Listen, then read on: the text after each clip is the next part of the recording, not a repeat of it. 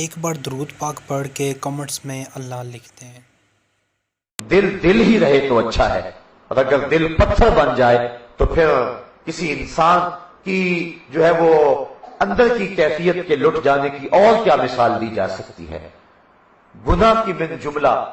سزاؤں اور اثرات میں سے ایک اثر یہ ہے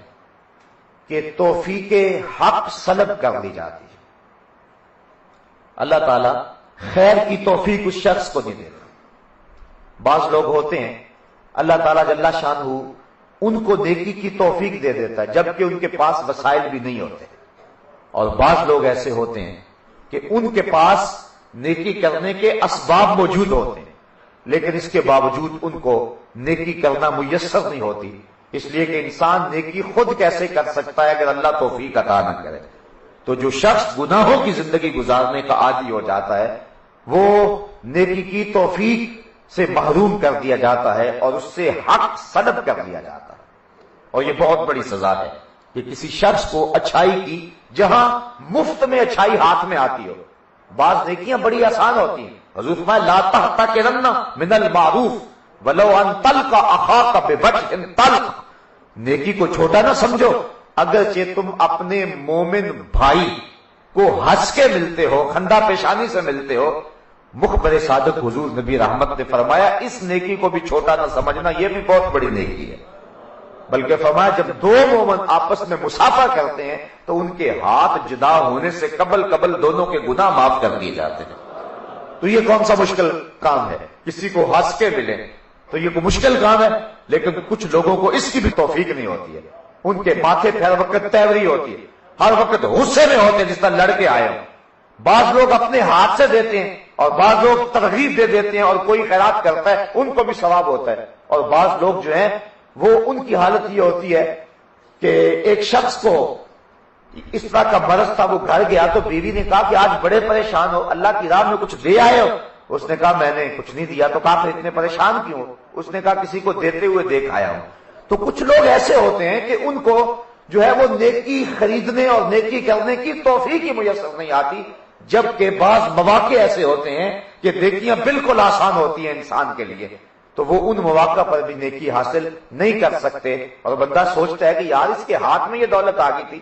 یہ نیکی کر سکتا تھا لیکن اس نے کیوں نہیں کی۔ یہ گناہوں کی زندگی گزارنے اور گناہوں میں منہمک رہنے کی سزا یہ ہے کہ انسان کو اللہ تعالیٰ نیکی کی توفیق نہیں دیتا۔ بعض اوقات وہ بالکل قریب پہنچ جاتے ہیں لیکن نیکی کی توفیق نہیں ہوتی، اور بعض اوقات جو ہے وہ انسان اس کے ظاہری اسباب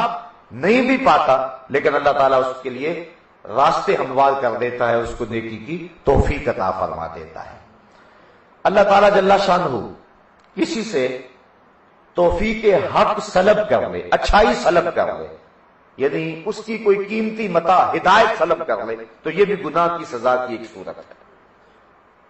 اللہ تعالیٰ جل شانہ اس کی قیمتی متاع کو اس سے واپس لے لے۔ اس کی ایک مثال میں آپ کے سامنے رکھتا ہوں کہ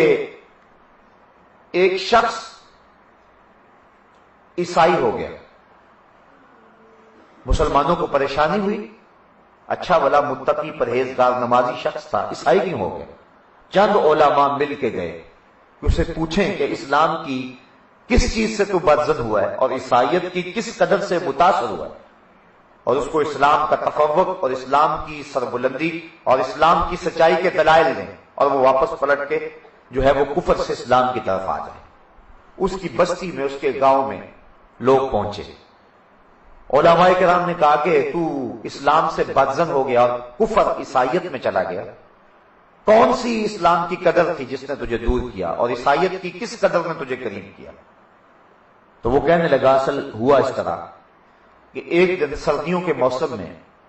میں وضو کر کے نماز کی تیاری میں بیٹھا تھا، ادھر اقامت ہو گئی، ادھر میرا وضو جاتا رہا۔ پہلے بڑی مشکل سے وضو کیا تھا تو میں دوبارہ وضو کرنے کو شاق سمجھا اور میں مصلی پہ کھڑا ہو گیا، لیکن میں ڈرتا رہا کہ اللہ کے قہر کی کوئی بجلی میرے اوپر نازل نہ ہو جائے کہ میں مصلی رسول کی توہین کر رہا ہوں۔ لیکن سلام پھر گیا، میرے اوپر کوئی قہر و غضب کی بجلی نازل نہیں ہوئی،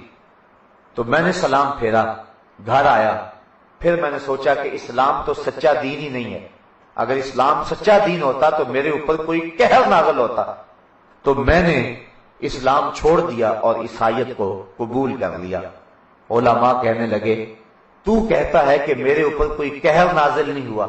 اس سے بڑا قہر کیا ہو سکتا ہے؟ اس نے اپنا دین چھین لیا تجھ سے۔ تو کہتا ہے کہ مجھے ہوا کچھ نہیں، اس نے اسلام ہی چھین لیا تجھ سے، حق واپس لے لیا اور حق سلب کر لیا۔ تو بعض اوقات انسان سمجھتا مجھے کچھ بھی نہیں ہوا، میں نے ڈاکے ڈالے مجھے کچھ بھی نہیں ہوا، میں نے چوریاں کی مجھے کچھ بھی نہیں ہوا، میں نے لوگوں کا خون نچوڑا ہے مجھے کچھ بھی نہیں ہوا، میں نے غریبوں پہ ظلم کیا ہے مجھے کچھ بھی نہیں ہوا، میں اسی طرح منتخب ہوتا ہوں، میں اسی طرح جو ہے وہ عزت کا تاج پہنے ہوئے ہوں، لوگ مجھے سلام کرتے ہیں، عزت کی مسند پہ بٹھاتے ہیں، معاشرے میں میری پہچان ہے، میری شہرت ہے، میں ظلم اور جبر کرتا ہوں، مجھے کچھ بھی نہیں ہوا۔ بعض اوقات وہ ڈھیل کو جو اللہ کی طرف سے ہوتی ہے اس کو اللہ کی خوشنودی سمجھ لیتا ہے، اور بعض اوقات جو ہے وہ اللہ تعالیٰ جل شانہ اس سے جو حق سلب کر دیتا ہے، اچھائی کرنا اس سے جو ہے وہ سلب کر لیتا ہے۔ وہ جس منصب عہدے پہ پہنچا وہ چاہتا تھا، اور چاہتا تو وہ لوگوں کو عدل دے سکتا تھا، لوگوں کو انصاف دے سکتا تھا، معاشرے میں امن قائم کر سکتا تھا، اچھائیوں کو فروغ دے سکتا تھا، لیکن وہاں پہنچ کر بھی اس کو اس کی توفیق نہ ہوئی، اور وہ سمجھتا ہے کہ میں گناہ پہ گناہ کیے مجھے کچھ بھی نہیں ہوا۔ میاں اس سے بڑی تیری بدبختی کیا ہے کہ اللہ تجھے اچھائی کرنے کی توفیق ہی نہیں دے رہا ہے۔ تو یہ گناہ کا وبال ہے اور یہ گناہ کی سزا ہے۔